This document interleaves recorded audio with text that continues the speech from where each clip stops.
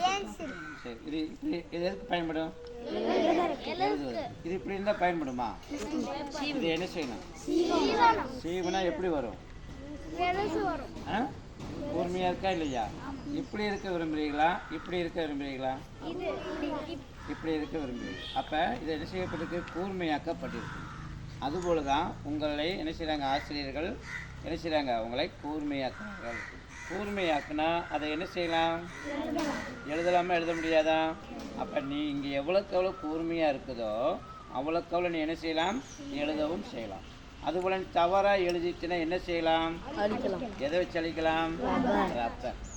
அதுபோல் உங்கள் வாழ்க்கையில் யாரையாவது தவறாக பேசியிருந்தாங்களோ திட்டுனாங்களோ இது ரப்பர் என்ன செய்யுது? அழிக்குதா இல்லையா?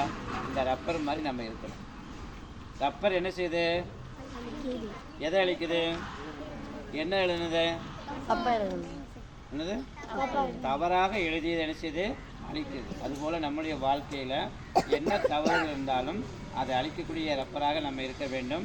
இந்த பென்சில் எப்படி கூர்மையாக அழகாக எழுத பயன்படுகிறதோ உங்களுடைய புத்தியை ஞானத்தையும் புத்தியையும் சம்பாதித்துக்கொள் என்று சொல்லப்படுகிறது. அதனால் நீங்கள் எதை சம்பாதித்தாலும் புத்தியையும் ஞானத்தையும் சம்பாதித்தால் உன்னுடைய வாழ்க்கையில் வெற்றியாக என்ன செய்யலாம்? வீரனாக வர வேண்டும்.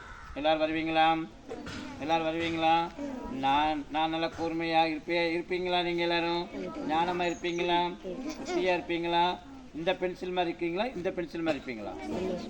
இது மாதிரி நம்ம வாழ்க்கையில் அனுதினமும் நம்முடைய ஆசிரியர்கள் பெற்றோர்கள் சொல்லக்கூடிய காரியங்களை கேட்டுக்கொண்டு உங்களுடைய வாழ்க்கையில் நல்ல முன்னேற்றம் வரும். இந்த நாள் இனிய நாளாக இருக்கட்டும். நன்றி, வணக்கம்.